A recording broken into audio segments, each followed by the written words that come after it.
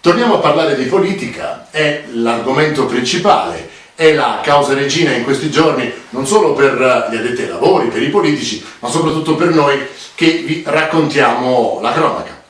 In queste ultime ore stiamo cercando di ricomporre un quadro quanto più credibile, quanto più rispondente al vero. Ci teniamo però molto a parlare della lista di centrodestra, o meglio della lista che dovrebbe rappresentare ciò che resta, ciò che esce al di fuori della maggioranza uscente, appunto.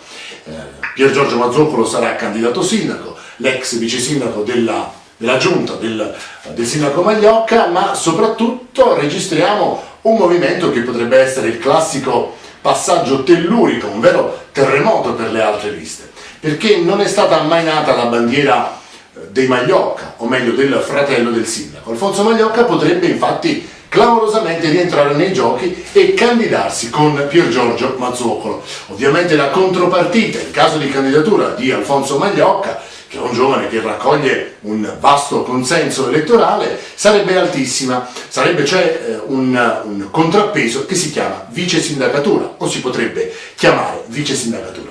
Sì, potrebbe esserci un classico alternarsi dei cognomi. Qualche mese fa era Mazzucolo il vice sindaco e Giorgio Magliocca il sindaco, adesso Piergiorgio Mazzucolo potrebbe fare il sindaco e il fratello di Giorgio Magliocca, Alfonso, potrebbe clamorosamente accedere alla poltrona numero 2 di Palazzo Scorpio. È uno scenario interessante, affascinante, soprattutto molto stimolante per chi come noi lavora su queste cose, osserva, deve annotare. Ma oltre al ritorno di Alfonso Magliocca c'è anche la presenza di qualche altro nome di spessore. Non è escluso che ci sia di nuovo la candidatura dell'ex assessore alla sanità, il dottor Antonio Palumbo, non è esclusa la presenza di Claudio Di Lillo, il maresciallo Claudio Di Lillo, che comunque ha ottenuto un vasto numero di voti alle ultime amministrative del 2006. C'è Vincenzo Romagnolo, assessore, che comunque ha raccolto non solo in termini elettorali ma soprattutto in termini umani, aggregando moltissimo.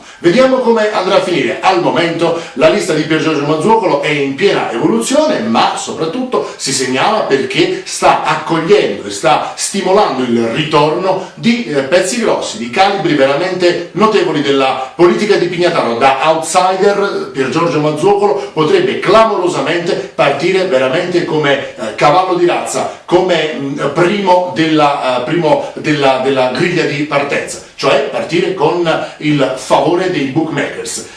Staremo a vedere. Sabato a mezzogiorno la conferma e l'ufficializzazione delle liste, noi saremo lì. Questa è Pignataro Nuova, cerchiamo sempre di dirvi le cose prima degli altri, ma soprattutto vi diremo sempre la verità. Grazie.